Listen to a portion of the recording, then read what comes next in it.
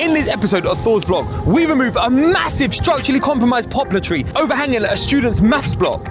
We shut down one of London's biggest roads to pollard 6 massive London plane trees. And we're reaching new heights with this £100,000 purchase. This is episode 9.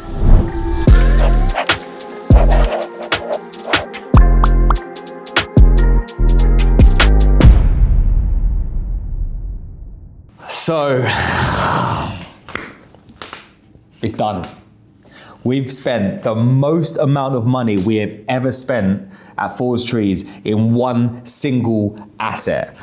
We made the jump and we've bought the Multitel MZ250. Now, we've been hiring this machine for the last 6 months, I'd say, on and off, and it hasn't always been available. Like, our suppliers don't always have them because it's just a highly desired asset to have on hire. We don't use it every day, but we tend to find now that we're using it every week, and it's just not cost effective for us to keep hiring it in. It's so expensive and also not always available when we need it. So we had a management meeting and we made the decision that we're gonna buy it. And now the issue is not, are we gonna have it? Are we gonna get it? Are we gonna buy it? But just how soon can we get it? Because we really need this machine in like yesterday. Like, we've got 4 jobs lined up this week that we need it, and it's just not readily available. And we need the MZ250. We need the 25 meter mute, not the 20 meter mute, which is readily available. So what we're gonna have to do now is have a hybrid approach and just hire in the 20 meter one now for the next few days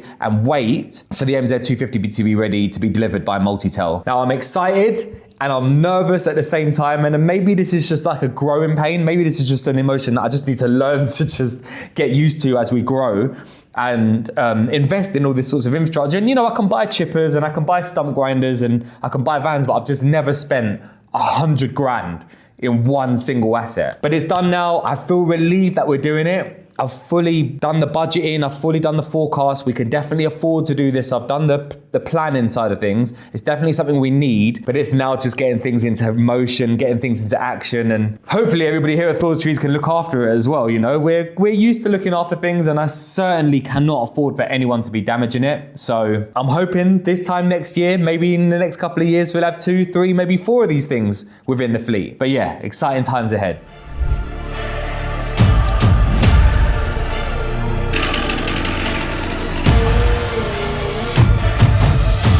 So I've just arrived at Woodhouse College to check out the guys working on the mature poplar tree that needs to come down, as it's been identified to have extensive decay at the base of the tree.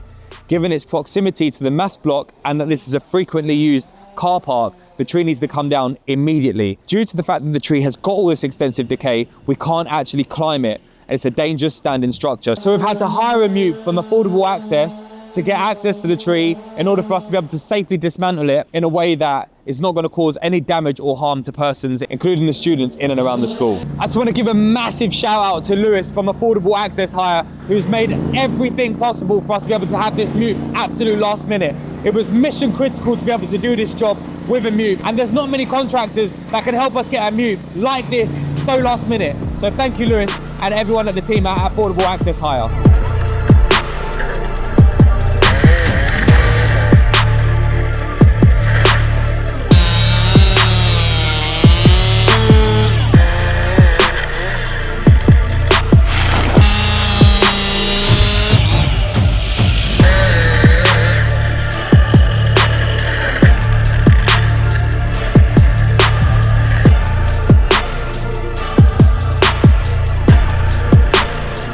Day 1 goes really well with the poplar tree removal. The mobile elevated work platform has now meets maximum capacity and it can't get in and around any other parts of the tree. In the meantime, the boys are going to move over and complete an ash tree pollard, which has been identified as structurally compromised about 100 meters away from the poplar tree.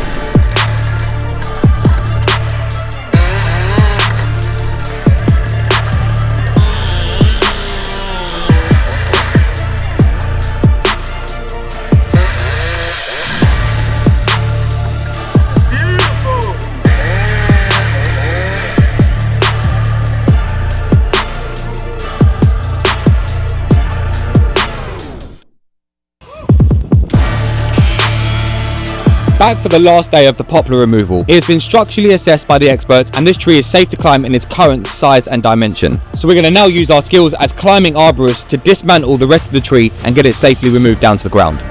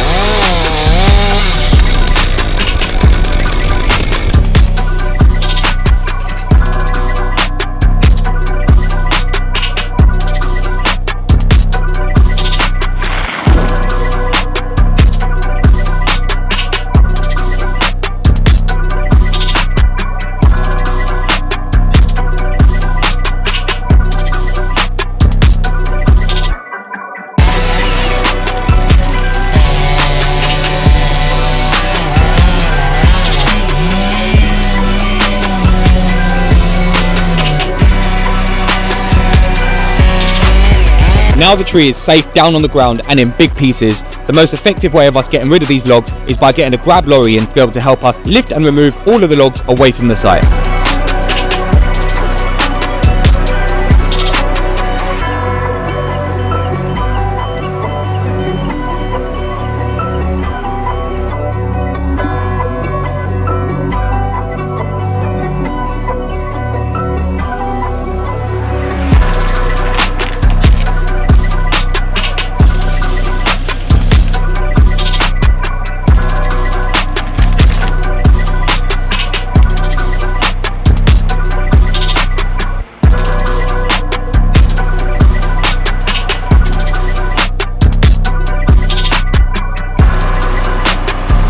That's how we get it done.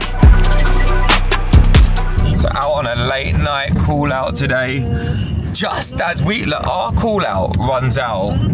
Well, we come off call on Sunday night at midnight and another company takes over the call outs from Monday. And just by our luck, we now have to go to this call out. Apparently it's a fallen tree on a car. I think we're about an hour away from not being on call out anymore. And then we got that call and we've been in the car, or we've been in the van for the last hour just trying to get here quickly. And we've now arrived and, oh, that's not very good.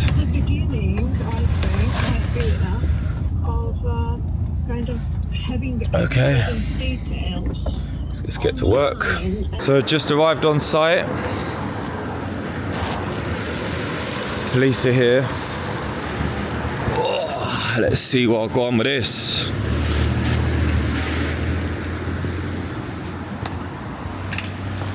Yeah, big tree of heaven.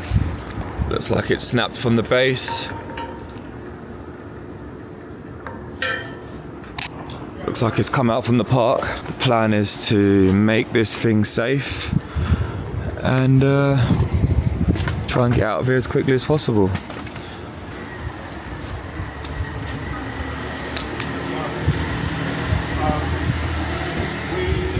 We've been here, we've put phones up. We don't have phones to what number?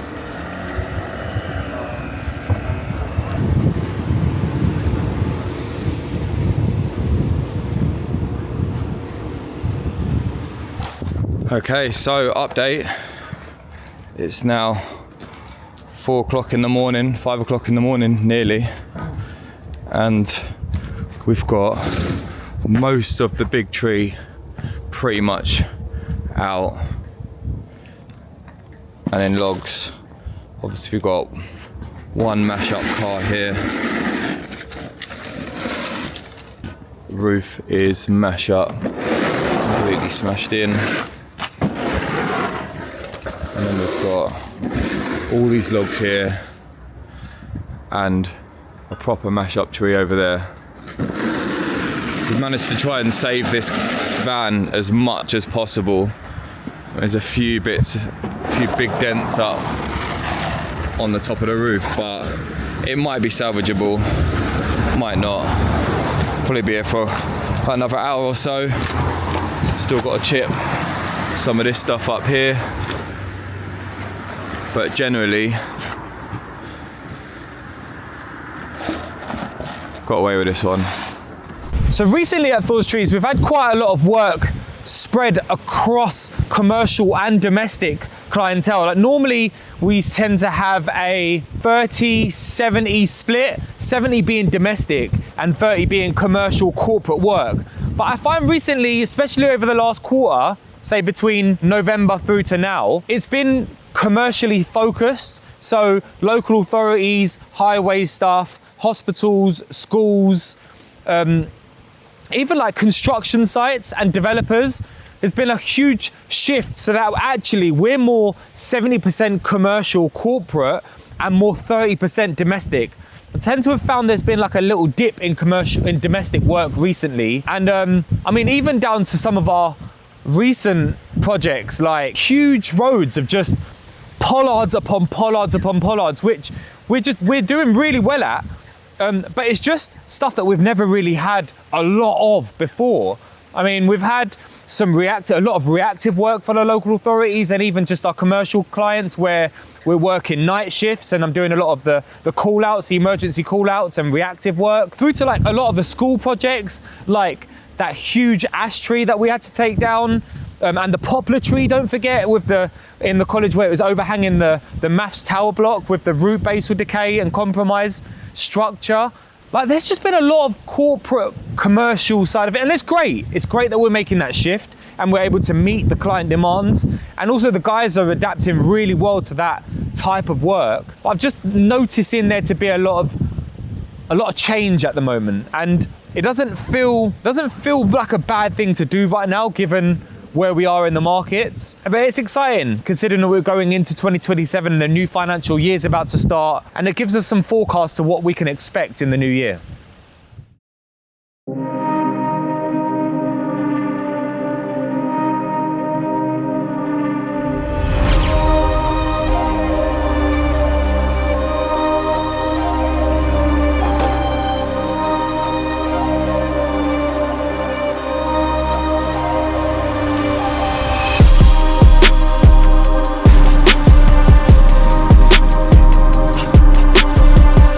So today we're on a site in Newham, one of the main arterial roads in Newham. This job took so much planning to put together, from traffic management, licenses, speaking to shop owners and local residents. And we're finally here. The day has arrived where we're here and the guys are all up in the trees. We've got 2 mupes. One of them was a new one that we just picked up yesterday.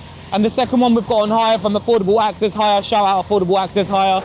And the guys are doing an extraordinarily good job at pruning all of these London plane trees that are on this high road. We've got about 1, 2, 3, 4, 5, we've got 6 mature London plane trees, and the goal is to get this job done, this massive job done, in one day. Let's go.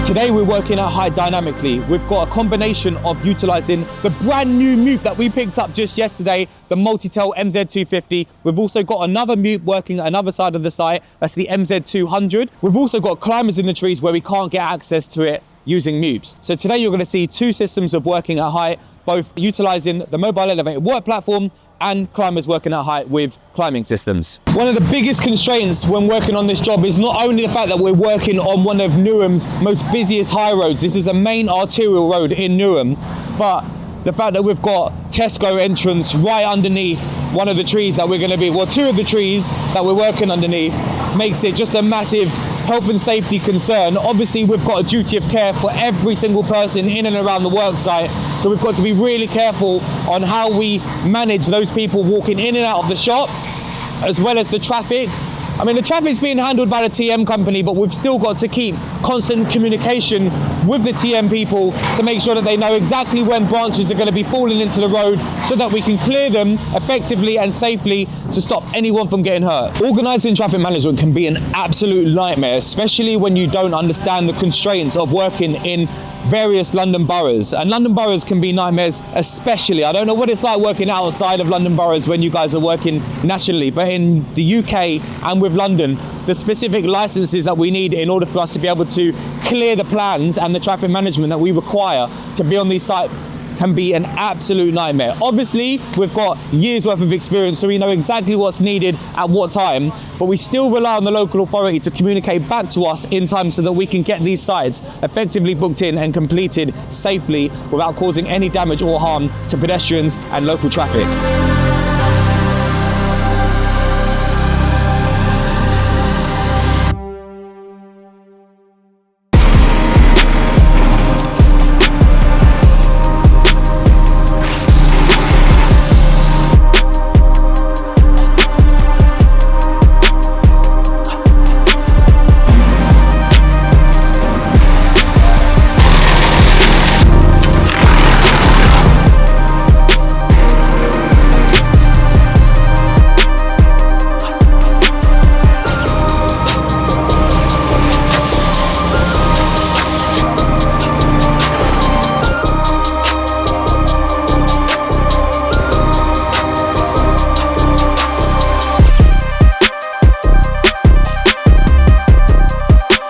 Pleased to say that the Newham job has gone really well. There was a lot of waste on that job. I mean, I'm talking a lot. We did have to go back though. It didn't all get done in one day. We had to go back, maybe just, I think one team went back there for like 4 hours because of the sheer amount of waste that was on that site. But overall, everything went exceptionally well. No one got hurt, clients were happy, trees were completed on time and to spec. And yeah, I mean, like, there was so much planning that was involved on that job. I think I mentioned it to you guys in the video, from permits to traffic management to allocation of resources, vans, planning permission. Such a good job. And we had a lot of fun with it as well. And it's another one to just add to the projects list to say, we've completed it, it's done. Give us something else, man. Like, give us something else. Like, what else you got for us? So, having just got home from a long ass call out, it is now 11 o'clock at night, and just got a call from a client to say that they've got another call out. So we got to turn around, back to the yard, jump in a van and make our way all the way back down into central London to make sure that we can clear this fallen tree that is in the way of an entrance to an estate. Clear it if we can, if not, make it safe, stack it up and deal with it in the morning. I like to think of us as the fourth emergency service. You've got the police, the ambulance, the fire brigade and the tree surgeons, here to save the day again. Let's go. So, found the tree.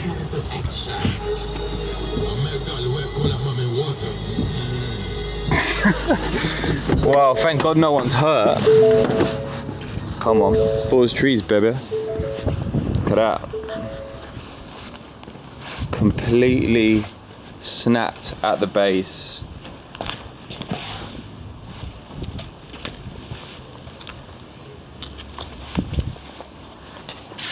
And hanging on that wall. Listen, the most important thing is no one got hurt. The next important thing is we've got to get this thing cleared up. So, let's go. Actually, we've had a full change of plan. So when we originally planned to completely remove the whole tree, we've made an executive decision tonight in that it's not actually safe to be getting up there in the cold, in the wind, as it's raining. The safest thing to do is for us to barricade it off, knowing full well that that tree is not going anywhere. It's in its resting place. It's actually really hard to move. The only thing that was compromised was the entrance to the estate. So we've cut all of the branches up away from the estate to allow residents and pedestrians to utilize the exit, and we've coned it all off, stacked all of the branches that we've cleared underneath here, and then the goal is to just send a team back here tomorrow morning first thing, and they will action clearing all of the fallen branch, clearing all of the fallen tree from up there. I mean, it's not even safe to be walking up on there, so chances are we may be utilising a mute in order for us to be able to get access by parking the mute sort of around here and directing traffic to go around that side as we sort of piece down in careful pieces the branches and then chip up over here. So really simple operation tomorrow of what would be a super complex and risky operation today if we was to try and carry it out. The risk doesn't outweigh the reward, so today we're just going to call it a day. It's now 12 o'clock, we're now on our way back to the yard after a long night of call outs. Hopefully there's no more call outs for tonight. Compromised poplar tree hanging over the top. Right, this thing's moving by itself, bro. Oh, no, I don't. Oh. We shut down one of London's biggest roads to... Don't forget to subscribe. If you made it this far in the episode, no. We track all the... Oh, bruvs. Should I just jump out? I'm just gonna jump out, man. So just arrived at Woodhouse College to have a look at the guys.